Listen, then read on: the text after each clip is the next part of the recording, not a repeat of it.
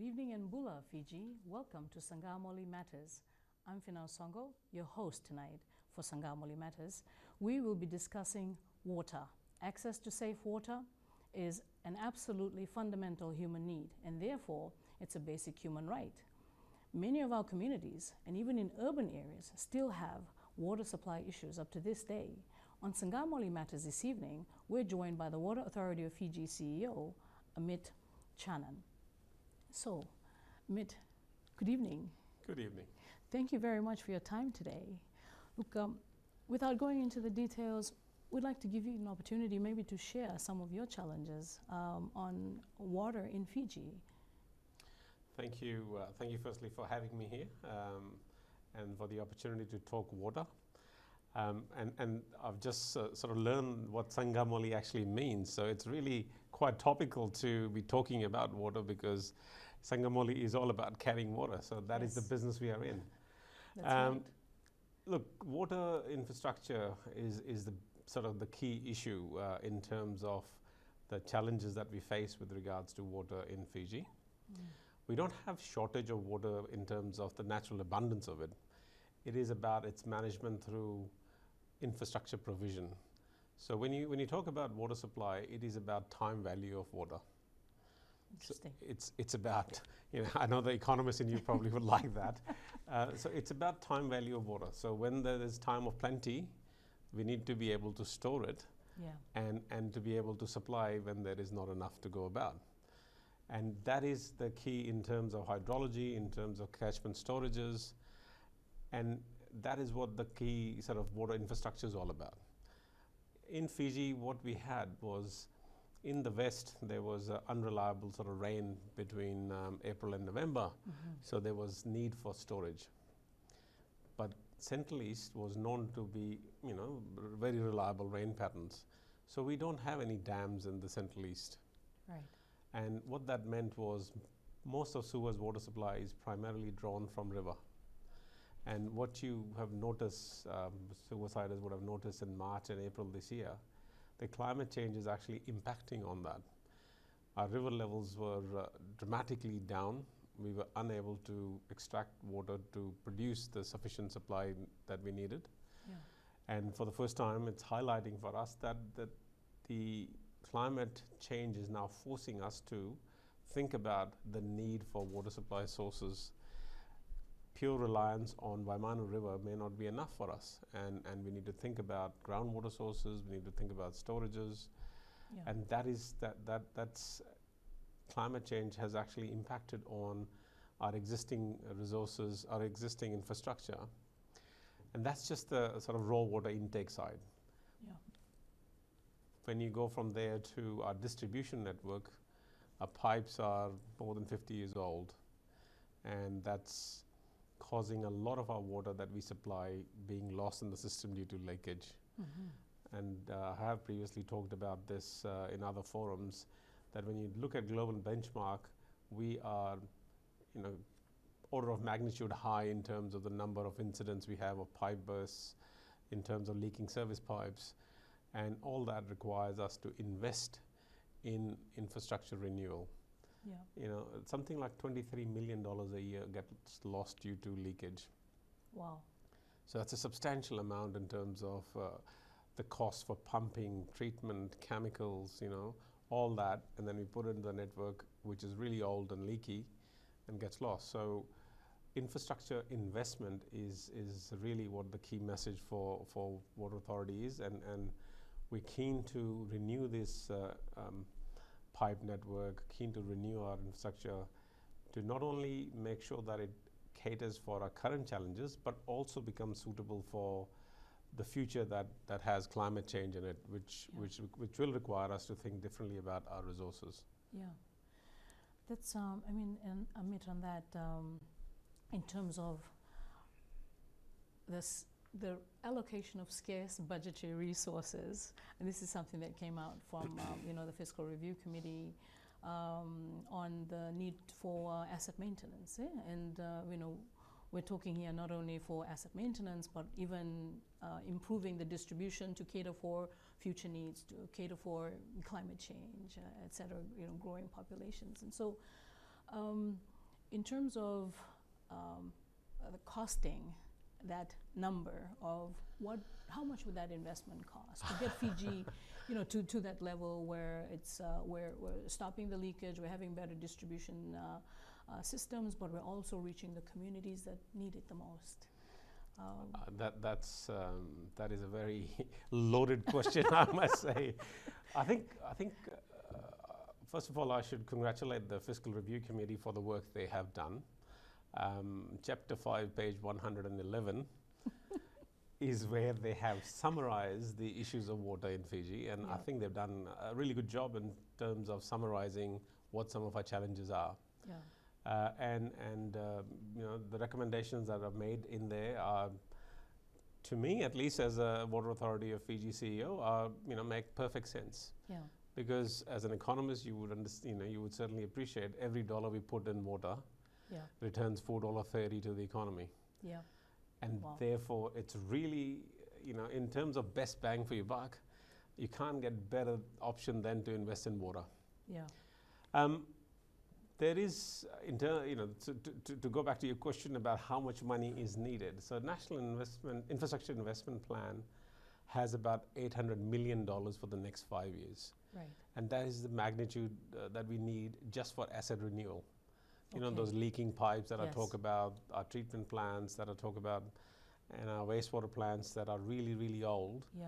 They all need investment just to be able to keep doing what they're meant to do. Then add on top of that the need for augmentation, additional, so Suvarnasori is growing.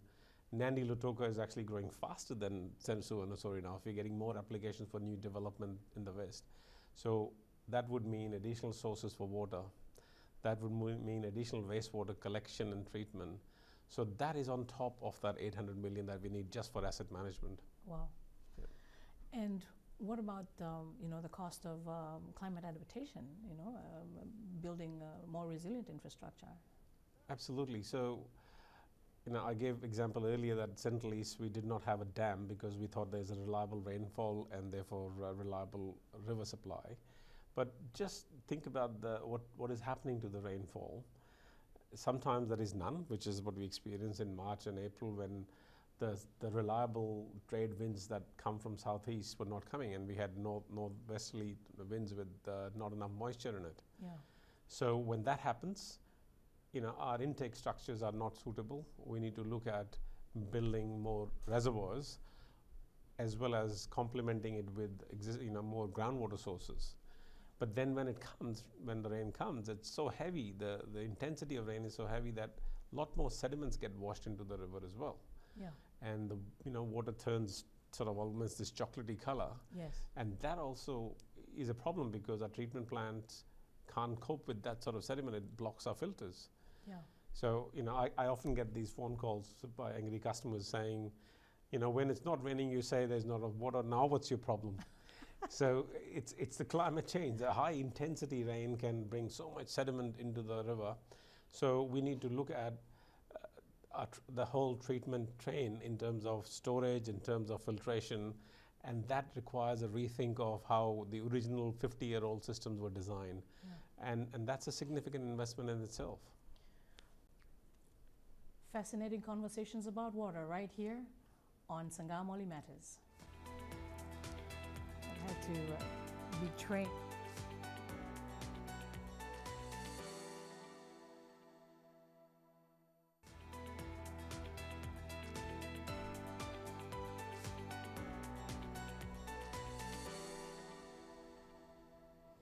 Welcome back to Saqamoli Matters. We'll get straight back into the discussions about water.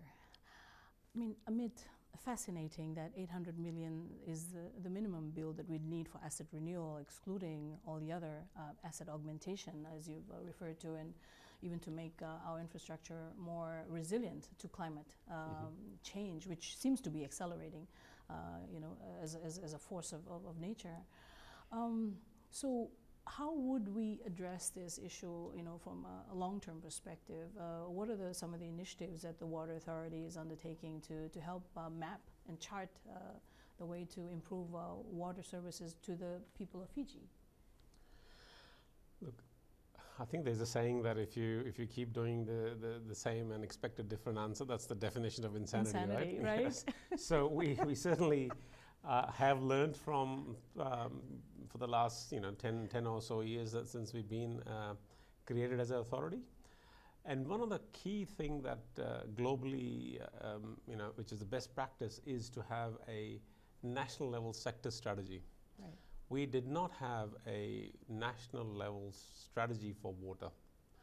While we did some master planning at sort of individual asset level, right, and in Saqamoli we did some master planning in 2014-15, which led to the current sort of river, Vidya project that is currently underway. right, But we never really had a national strategy, which meant that we don't really, when it comes to talking to multilateral agencies, whether it's World Bank or ADB or any other funding partners, we don't really have one document to say, okay, these are our national priorities.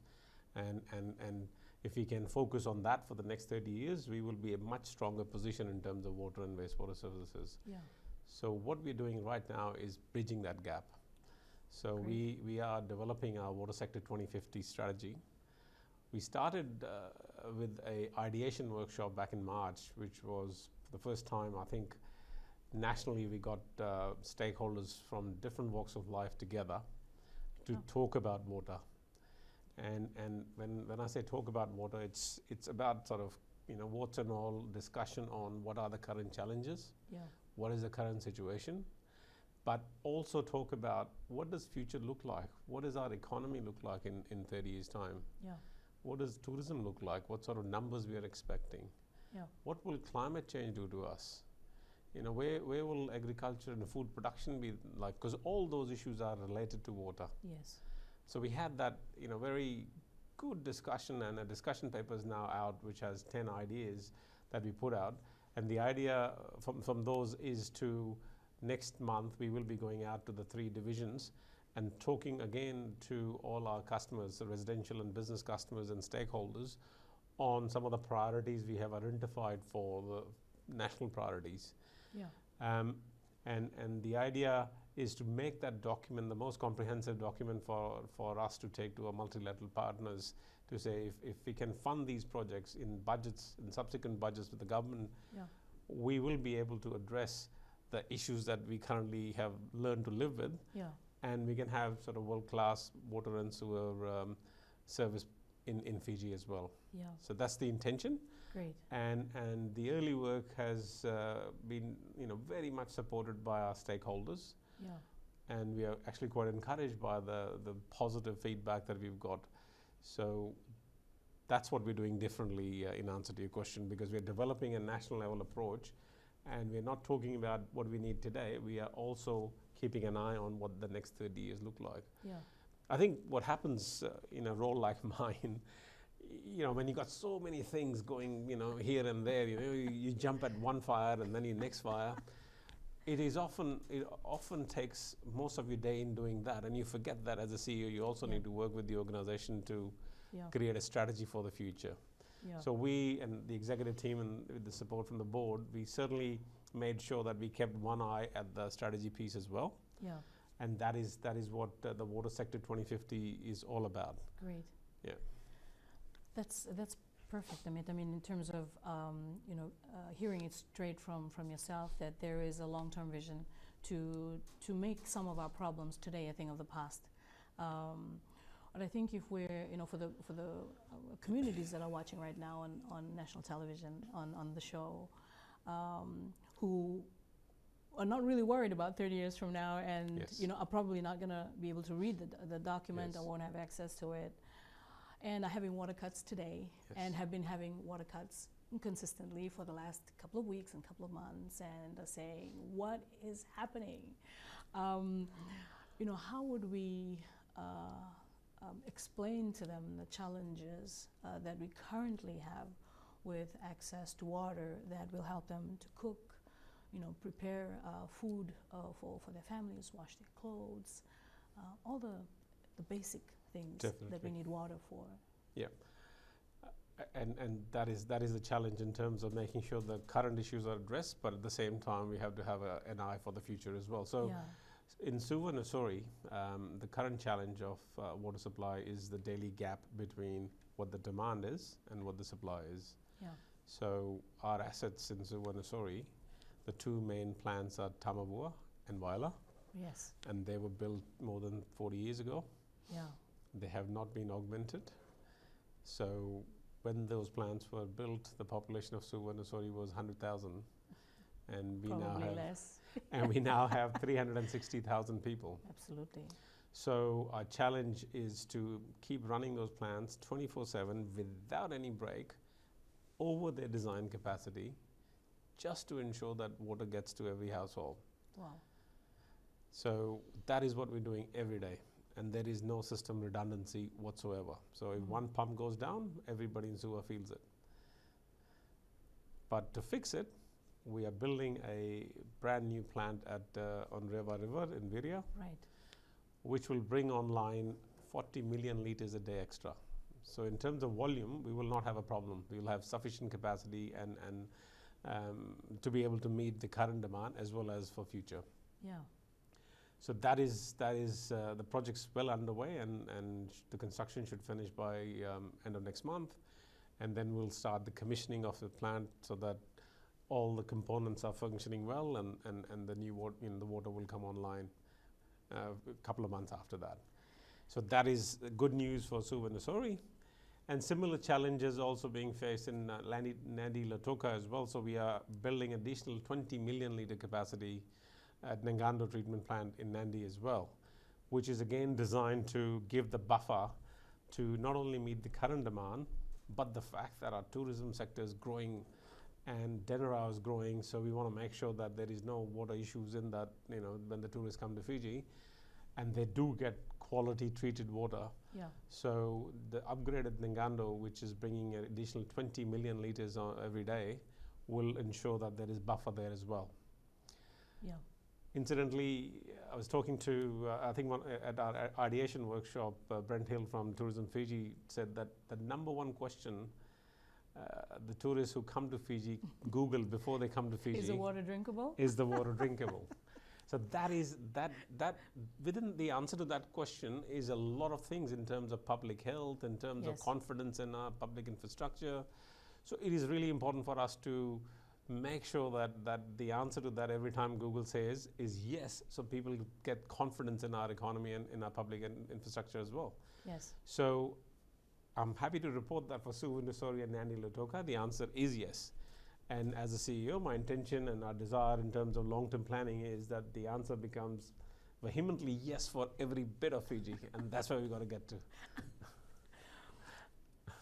Ladies and gentlemen, discussing the current and future needs of water for the nation, and we'll be back straight after the break. Vinaka.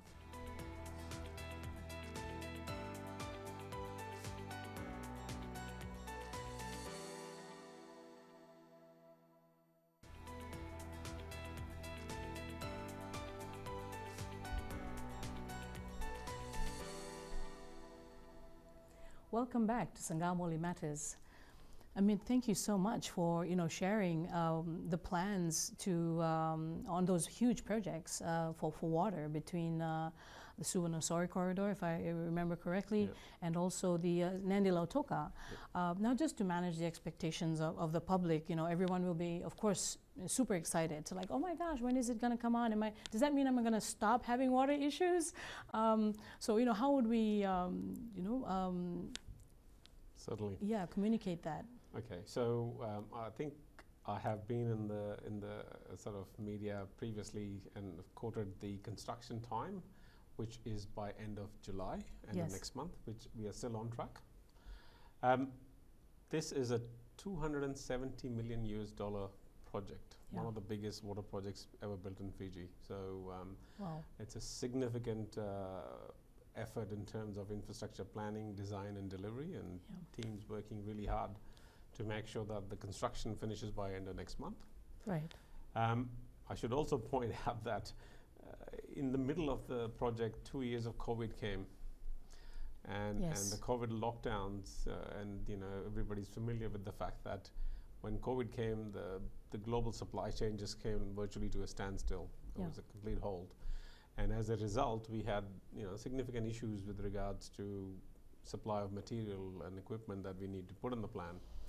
So we had sort of changed some design, changed sort of procurement models, and we had now in the recent times doubled the sort of planning and scheduling. So we're doing on parallel streams of work together to make sure that despite those 2 years of COVID, we are still within the 6 months of original intended finish. Right.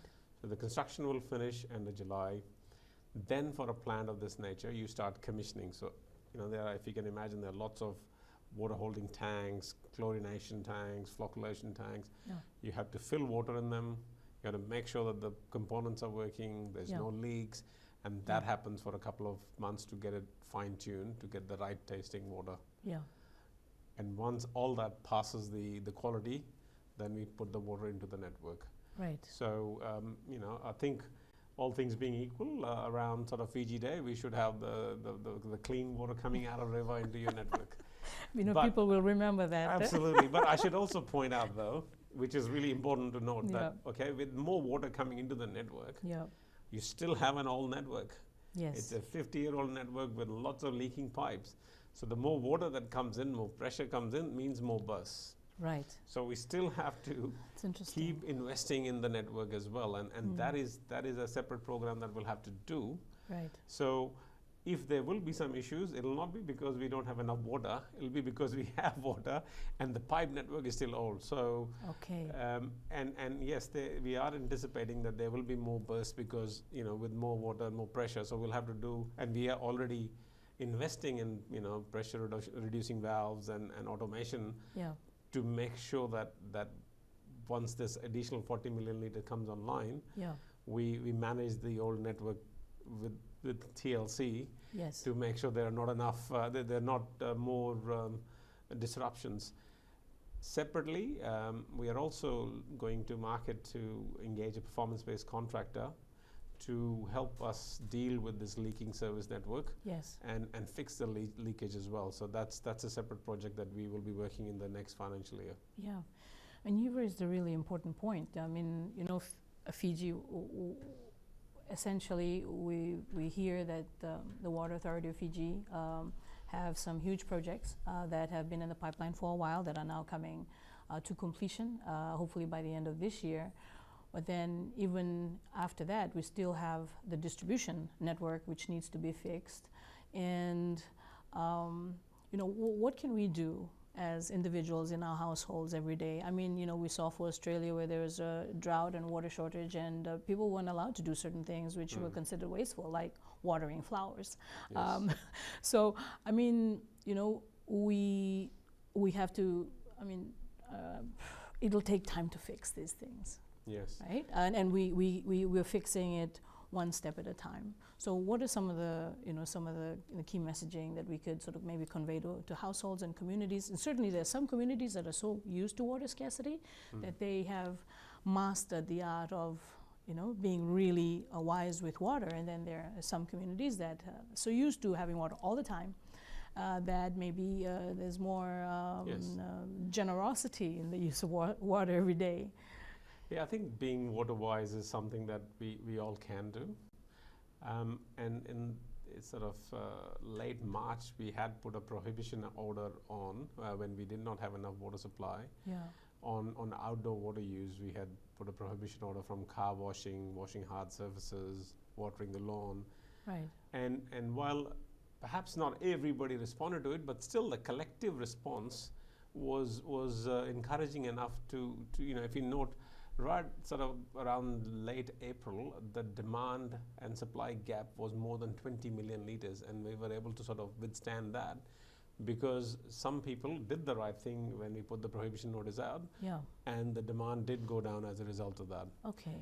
The other thing that, so apart from being water wise and working with Water Authority and during situations like that, the other thing that we all can do, especially those who can afford to, is the installation of rainwater tanks. Right. So even when we were not getting any rainfall in the Waimanu catchment and the river levels were dropping, there were passing showers and sufficient showers in the rest of Suvarnasori area, yes, that could have easily filled rainwater tanks if your roof was connected to it.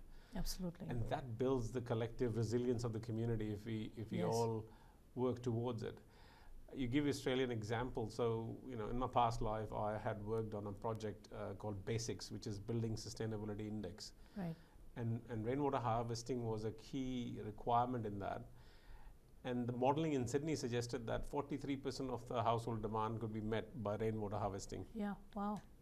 So, and Suvarnasori, for example, gets more rain than Sydney does. It rains all the time. Yes. Most of the time. So rainwater tanks is something that as a community we can certainly work on. Yeah. And that helps, especially during dry season, or if there is any unplanned disruption.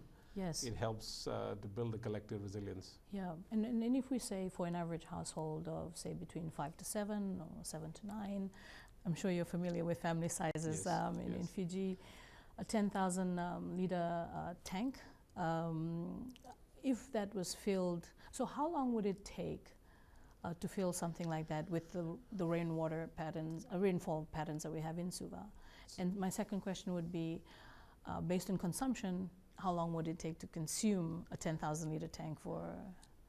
Okay, so that of course we get more than 2 meters of rain in Suvarnasori. Okay. Annually. Yeah. So if you think about the roof surface area, Yeah. how long it'll take will depend on how much of your roof is actually connected to the tank. Yes. So you could design your guttering around the roof in a way that most of your roof surface area captures the water and brings it to the rainwater tank. Yeah. And in terms of the demand, I guess that is also it depends on your family sort of behavior and Yeah. how wisely you take water. But your laundry needs or your washing needs, your toilet needs. In Sydney, as I said, it's about 43% of your daily demand. So there is no reason why we would not have something similar, although we have not done sort of detailed end-use analysis for Suvarnasori to say exactly what percentage. But it will be about similar, and it's a factor of how big your roof area is. Yeah. Yeah. Fascinating. Water Conversations with the CEO for WAF. We'll be back straight after the break on Saqamoli Matters.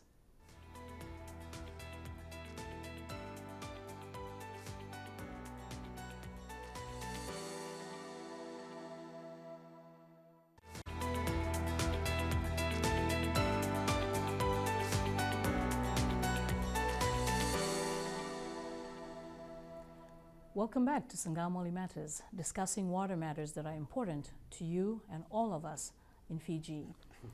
Amit, sanitation. Talk to us about sanitation. Okay. Where do I start? Exactly, where do I start? Look, I mean, as a water professional, and I say that on behalf of not just myself, but for my entire team, the United Nations Sustainable Development Goal number 6, which is about water and sanitation for all, is what drives us, is what gets us out of bed every morning. Yeah. And as a nation, we've done really well in terms of progress on access to water. Yeah. So in urban areas, 98% of people have access to water. And there's a bit more work to be done in rural.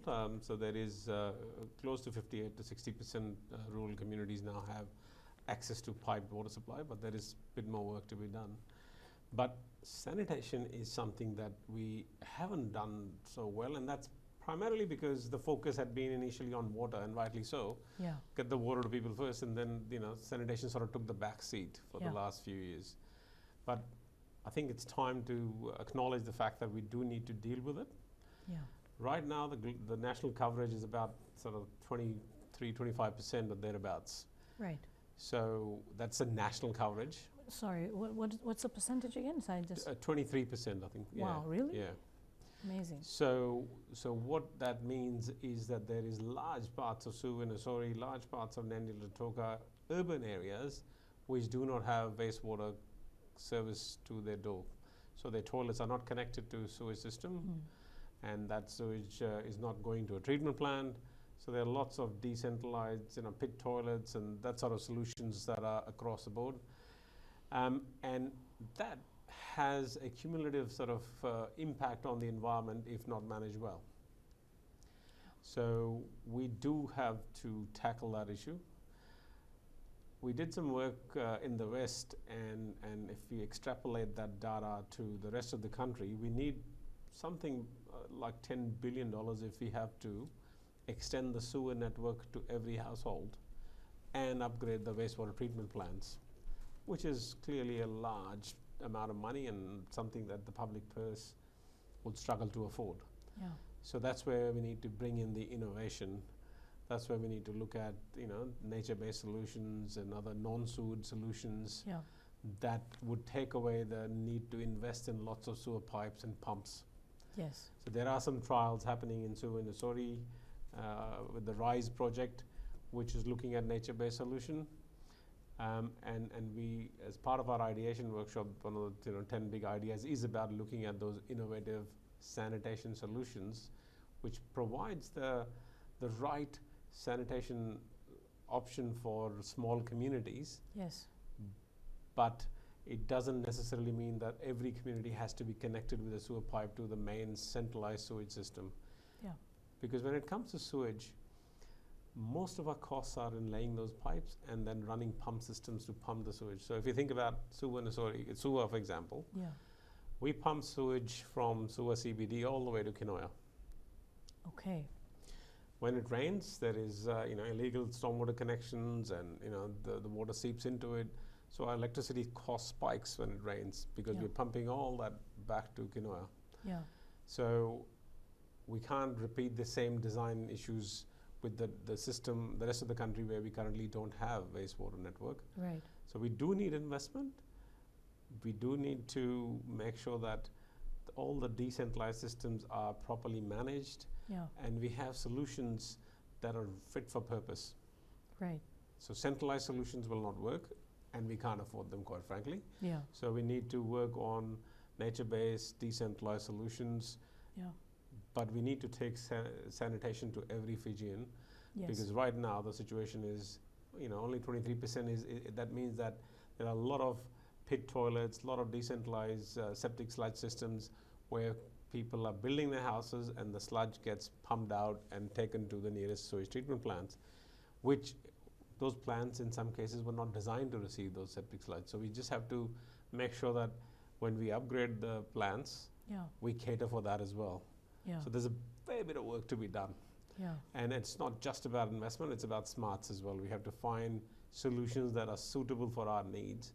Yes. Big pipe, centralized sewage treatment plant solutions of the 1980s are not what we're looking for. Yes, and it certainly won't work in terms of, the way that society has evolved, and in a way that even urban areas have evolved, in terms of satellite, pockets that doesn't allow for, proper planning of those things. We didn't plan those things. We've already built houses in those areas, and it becomes quite challenging. Am I thinking about it the right way? Absolutely spot on. if you think about Saqamoli, just this greater sewer area, the plan that was done in 2014, 14-15 was basically every bit of sewage that gets produced all over greater sewer area gets connected to a pipe network and gets pumped to Kinoya. Right. But now when we look at electricity costs, when we look at the cost of laying those pipes, we spend something like $25 million in electricity every year. Wow. And large chunk, about 3/4 of that is related to sewage pumping. Wow. So what we have revised that strategy, and as part of the big ideas, we're looking at decentralizing it. So Kinoya will be, one of the large schemes, but we're looking at another scheme in Lami, another one in Nosori, so we don't have to pump all those long distances. Right. And we have more smaller decentralized solutions. Yeah. And talking about the power bill, might not be related to water directly, but is that renewable power or is that fossil fuel generated power in those pumps? Just out of curiosity. At this stage, we're just purchasing power from EFL, so what the mix is, EFL could comment on that. Okay. But as part of our 10 big ideas, one thing that we are aspiring to do over the next 30 years is to reduce our carbon footprint. Right. There is potential around sort of solar, and there is potential around renewable, the energy recovery from our wastewater treatment plants through circular economy. Yeah. And when we upgrade those plants, we will certainly optimize on that, so that at least some of that energy that we use in our operations is actually not fossil fuel based. Yeah.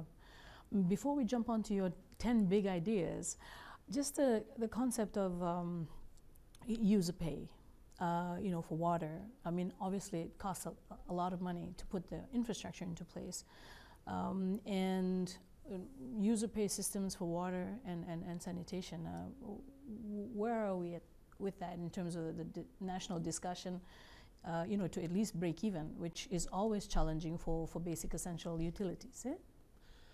That's a good question. And look, water is an essential public service, public good. So it's not just an economic good, it is a social service as well. Yes. It's a public health service.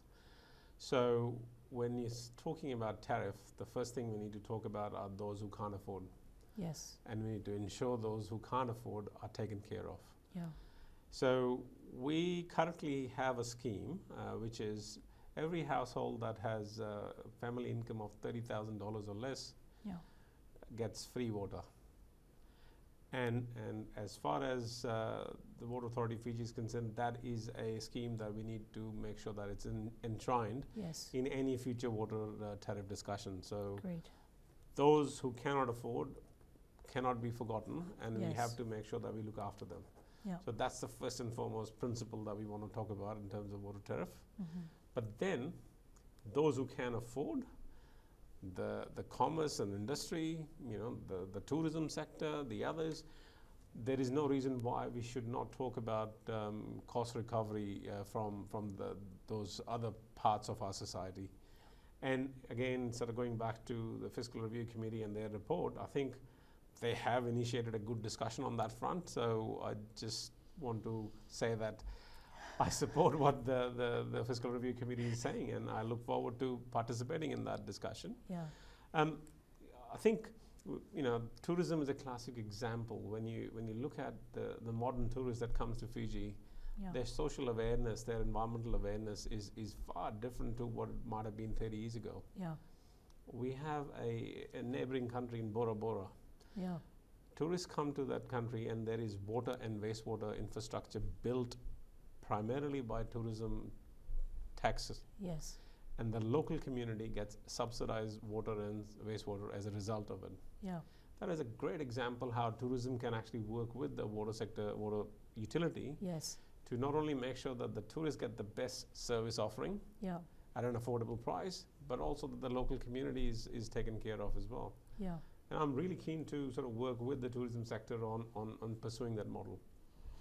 That's great. I mean, a great example of the potential for industry, cross-industry collaboration, for more integrated development solutions to the kind of issues that we face in the Fiji of today. We'll be back straight after the break. Thank you.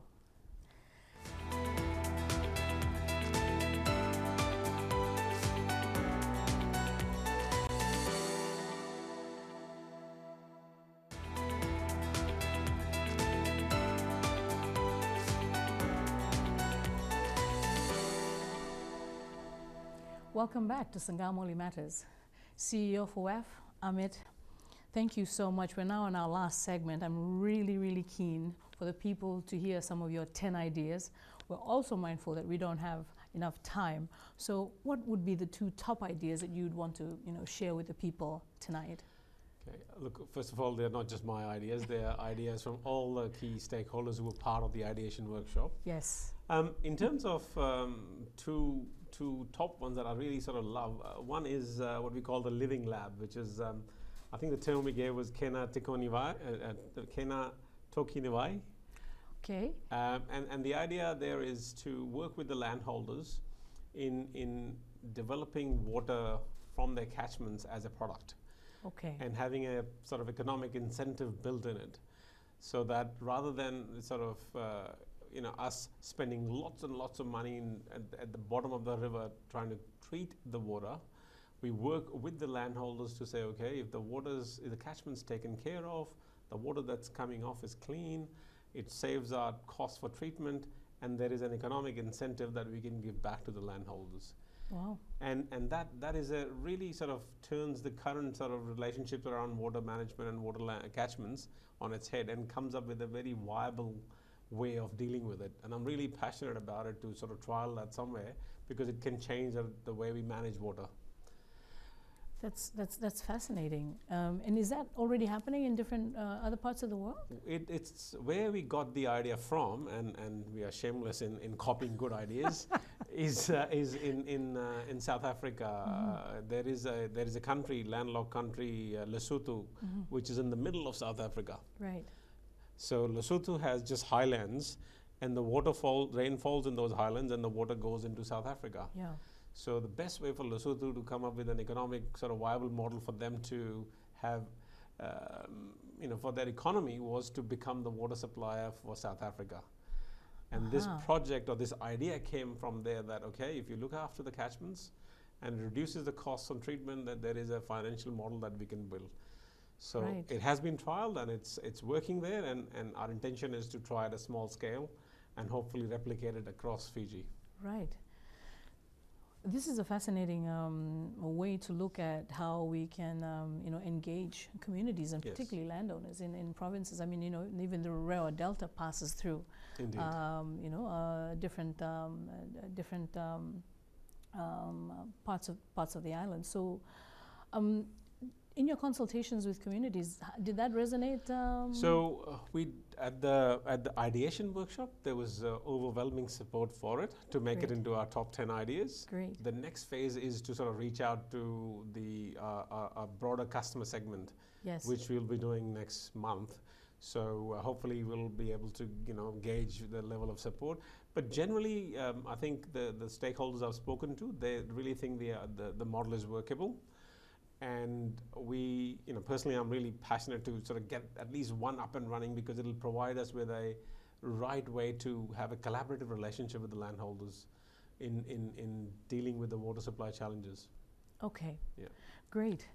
Well, ladies and gentlemen, thank you so much for your time this evening to join us for Saqamoli Matters, where we discussed national water issues with the CEO for the Water Authority for Fiji, Mr.